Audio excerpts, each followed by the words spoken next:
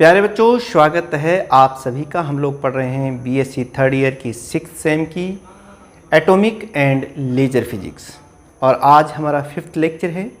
पिछले लेक्चर्स में हमने एटॉमिक मॉडल के बारे में, एटम मॉडल के बारे में डिस्कस किया था। आज हम उसको समराइज करेंगे कि जब हम एक एटम होता कैसे है, पहले हम उसकी बात करेंगे। फिर हम देखेंगे कि एक एटम की जब हम स्पेक्ट्रल लाइन स्टडी करते हैं तो वो एक लाइन कई लाइंस में टूट जाती है, वो किस वजह से होती है। फिर प्रत्येक लाइन जो वो फर्दर स्प्लिट हो जाती है जिसे हम फाइन स्ट्रक्चर कहते हैं, वो किस वजह से होती है, हाइपर फाइन स्ट्रक्चर किस वजह से होती है। और जब हम किसी एटम को या किसी स्पेक्ट्रल लाइन के अक्रॉस मैग्नेटिक फील्ड लगाते हैं तो फिर भी वो लाइन कई लाइंस में स्प्लिट हो जाती है जिसे हम जीमैन इफेक्ट कहते हैं, वो किस वजह से होती है। और साथ में देखेंगे कि इसकी हाइपर फाइन स्ट्रक्चर जो है वो किस वजह से होती है। तो चलिए शुरुआत करते हैं। आज का हमारा टॉपिक है vector atom model. Vector atom model यानी कि एटम होता कैसे। हम सभी जानते हैं कि एटम में के सेंटर में एक न्यूक्लियस होती है और न्यूक्लियस के चारों तरफ जो डिफरेंट ऑर्बिट्स होते हैं। बोहर एटॉमिक थ्योरी में हमने डिटेल में स्टडी बताया था कि ये जो इलेक्ट्रॉन है they revolve round the nucleus and that motion is called orbital motion. इसके साथ साथ ये जो इलेक्ट्रॉन है ये अपने एक्सिस के चारों तरफ भी रिवॉल्व करते हैं and this motion is called spin motion. अब ऑर्बिटल मोशन की वजह से भी जो मोमेंटम होता है, एंगुलर मोमेंटम होता है, उसे हम ऑर्बिटल एंगुलर मोमेंटम कहते हैं। और स्पिन मोशन की वजह से जो एंगुलर मोमेंटम होता है उसे हम स्पिन एंगुलर मोमेंटम कहते हैं। चलिए हम लोग इसके बारे में थोड़ा थोड़ा लिखते चले जाते हैं। आप भी मेरे साथ साथ नोट्स बनाते रहिए। हम बात कर रहे हैं in an atom electrons revolves round the nucleus. This motion is called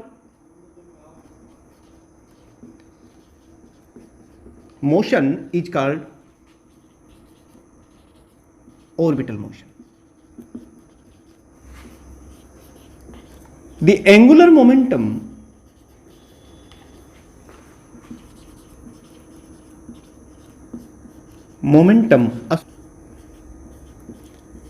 associated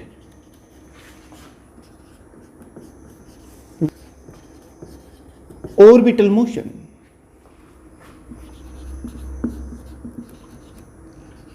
is called orbital angular. The magnitude of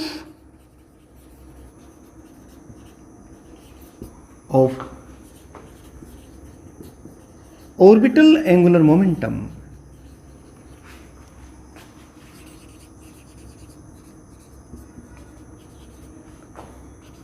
is given by, हम इस तरह से इसे लिखते हैं वेव मैकेनिक्स के कंसेप्ट को यूज करते हुए, L and it is equal to √L into L plus 1 H upon 2 pi। प्यारे बच्चों, इसको हम इस तरह से भी लिखते हैं L स्टार H क्रॉस, जहाँ पर ये जो L स्टार है, L star is equal to √L into L plus 1 ये होता है। जबकि ये जो H क्रॉस हमने लिखा है, आगे भी हम इनको यूज करेंगे, ये H अपॉन 2 पाई के स्थान पर है, जहां पर H जो है वो प्लैंक्स कांस्टेंट है। ये तो हुई ऑर्बिटल एंगुलर मोमेंटम की बात। इसके साथ साथ the electron also possess the motion about its own axis and that is called spin motion. और फिर वही बात यहां पर भी हम लिखेंगे, the angular momentum associated with the spin motion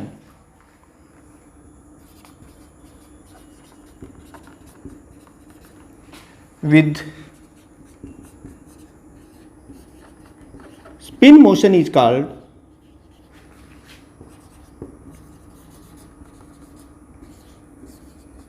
spin angular momentum।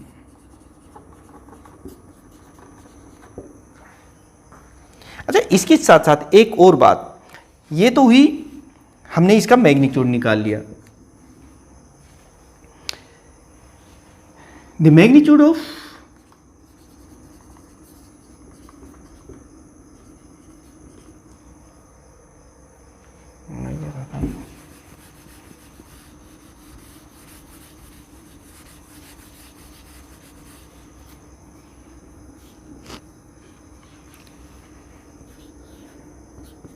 अब हम बात कर लेते हैं कि ये हमारा जो ऑर्बिटल एंगुलर मोमेंटम है इसका जेड कंपोनेंट क्या होता है।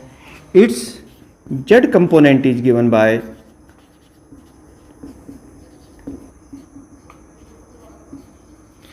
या फिर हम इसको ऐसे भी कह सकते हैं the component in the direction of external magnetic field. जब हम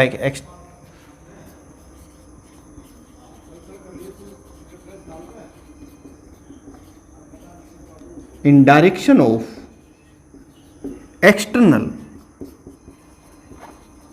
मैग्नेटिक फील्ड, अभी हम इसको आगे चल के डिटेल में बताएंगे। अब तक तो हमने जितना भी एटम मॉडल के बारे में पढ़ा है पिछले लेक्चर्स में, उनको एक जगह लिख देंगे और वही आपको एग्जाम में लिखना है। और क्वेश्चन यही आएगा, discuss the vector atom model of the component in direction of external magnetic field is given by, ये देखिए क्या होगा, इसको हम एल जेड इस तरह से लिखते हैं, M L into H upon 2 pi. और ये देखिए जो एम एल है इसे हम मैग्नेटिक ऑर्बिटल क्वांटम नंबर कहते हैं, यानी कि where M L is the magnetic orbital quantum number. और इसकी जो वैल्यू होंगी वो 2l + 1 होती है -l2 + l। इसे हम इस तरह से लिख, ml can have 2l + 1 values from -l to +l। ये टोटल वैल्यूज होंगी इसकी। अब देखिए, ये तो हमें सिर्फ ऑर्बिटल मोशन की बात की थी, लेकिन जैसा कि मैं पहले ही बता रहा हूँ कि इलेक्ट्रॉन अपने एक्सिस के चारों तरफ ही रिवॉल्व करती है और इस मोशन को हम कहते हैं स्पिन मोशन। इसके साथ साथ प्यारे बच्चों, मैंने एक और बात बताई थी कि इस ऑर्बिटल मोशन के साथ साथ ये इलेक्ट्रॉन अपने एक्सिस के चारों तरफ ही रिवॉल्व करता है और उस मोशन को हम कहते हैं spin motion. Angular momentum associated with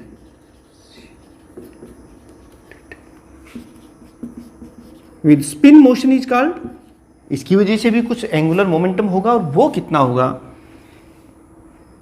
spin motion is called spin angular momentum. Spin angular momentum. जैसे हमने ऑर्बिटल एंगुलर मोमेंटम के मैग्नीट्यूड की बात की थी, ऐसे ही हम स्पिन एंगुलर मोमेंटम का जो मैग्नीट्यूड होगा वो कितना होगा वो देख लीजिए। The magnitude off spin angular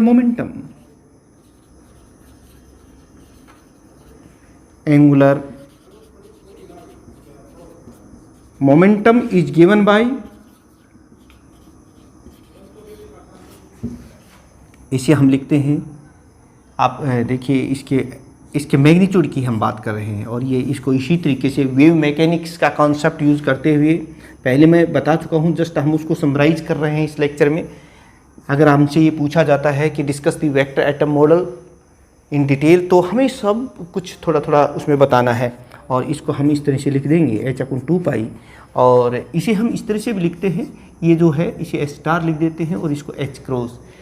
और यहाँ पर ये बात भी आपको बतानी होगी कि ये जो एस स्टार आपने किसके स्थान पर लिखा है, ये है S into S plus one, और एंड ये जो एच क्रॉस है ये फिर पहले की तरह एच अपॉन 2 पाई, जहाँ एच क्या है, प्लैंक्स कांस्टेंट है।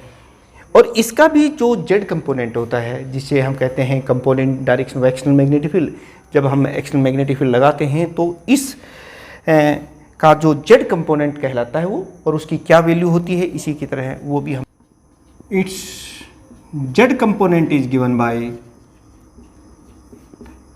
और हमने आपको बताया था कि component of this S spin angular momentum in direction of external magnetic field, जब हम एक्सटर्नल मैग्नेटिक फील्ड लगा देते हैं, और कंपोनेंट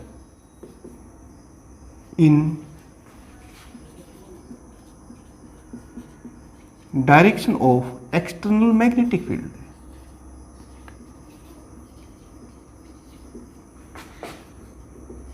जिसे हम आगे चल के डिटेल में एक्सप्लेन करने वाले हैं, B that is equal to, हम इसे एस जेड लिखेंगे, और ये कितना होगा ये देख लीजिए, ये होगा M S into H cross या एच अप टू 2 पाई, जहाँ एम एस की वैल्यू जो है, एम एस क्या है, M S is the magnetic spin quantum number having, ये भी लिख लीजिए, इसकी वैल्यूज कुल कितनी होती हैं, 2s प्लस 1, पहले की तरह ही जैसे है,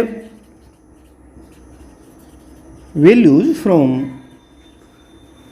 -s टू +s इतनी ही होंगी, that is total 2s plus 1 values. इस तरह से हमने देखा कि इसका इलेक्ट्रॉन का अपना ऑर्बिटल एंगुलर मोमेंटम होता है, स्पिन एंगुलर मोमेंटम होता है।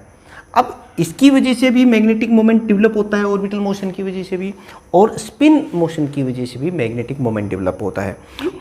एल स्टार और जे एस स्टार ये दोनों इंटरेक्ट करके और जे स्टार जो रिजल्टेंट है वो देता है, यानी कि मैं यही कहूँगा कि the L star and S star interact magnetically, called spin orbit interaction, gives the resultant J star, यानी कि इन दोनों का रिजल्टेंट J स्टार हुआ। अब हम इसको अगर हम मैग्नीट्यूड J स्टार की बात करें या J का मैग्नीट्यूड लें तो वो भी पहले की तरह कितना होता, that will be equal to root J into J plus 1 into H cross कह दीजिए, या फिर आप कह सकते हैं यहाँ पर H upon 2 pi, and that is again it is equal to J star and H cross, where J star हमने किसके स्थान पर लिखा है ये देखिए, where J star is equal to root J into J plus 1, और ये जो एच क्रॉस है that is equal to H upon 2 pi, फिर H is the Planck constant, वो की वो बात मैंने यहाँ लिखी। यहाँ पर क्या होता है देखिए, ये जो एल स्टार है और एस स्टार है, यानी कि ऑर्बिटल एंगुलर मोमेंटम और स्पिन एंगुलर मोमेंटम हम बात कर सकते हैं, they separately precesses about the J star, यानी कि आप इस तरह से आप कह सकते हैं, यानी कि L star and S star presses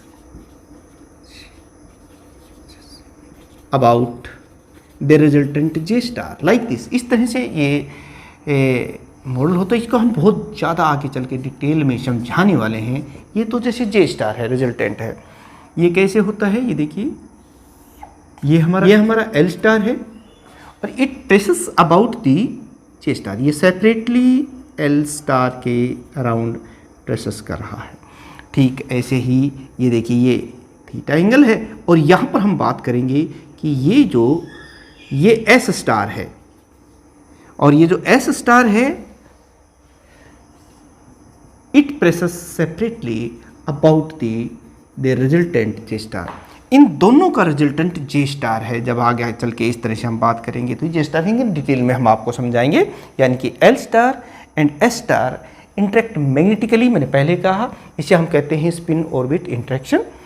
L star and S stars presses about their resultant J star. ये तो ही एक सिंपल बात, जब कुछ भी नहीं है।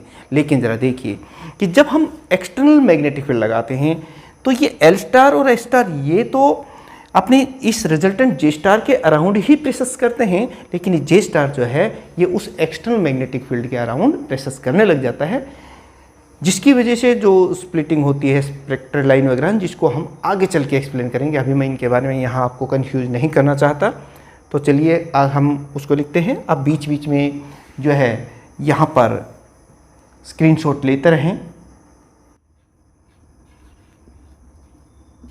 When such atom is placed under action of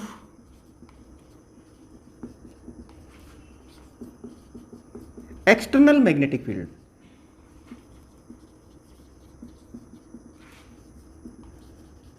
then the orientation of the electron changes. When orientation of electron changes, आप कह सकते हैं कि ये जो L star and S star है, they precesses continuously about their resultant J star. L star and S star precesses about the J star and J star precious about the external magnetic field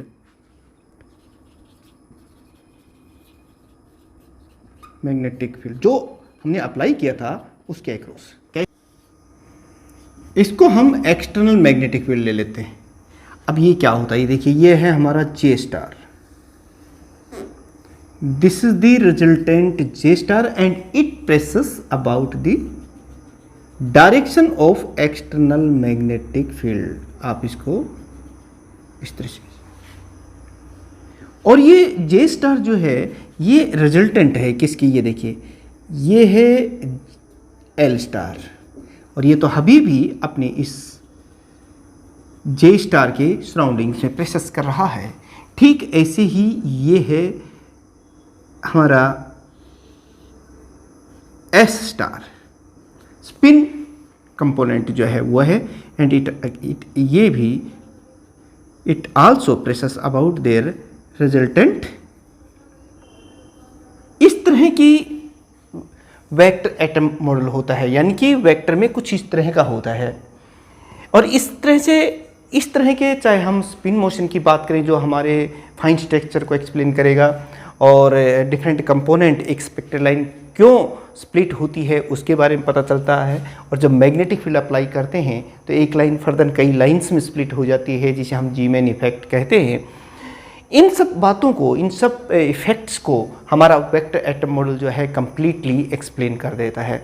यानी vector atom model successfully explain the fine structure of the atom. और लेकिन एक और बात होती है, आप सोच रहे हैं कि सर ये तो सही है कि इलेक्ट्रॉन्स रिवॉल्व कर रहे हैं, लेकिन सेंटर में क्या होती है, न्यूक्लियस होती है, और न्यूक्लियस के अंदर जो होते हैं वो न्यूट्रॉन और प्रोटॉन होते हैं, जिन्हें हम कहते हैं न्यूक्लियॉन्स।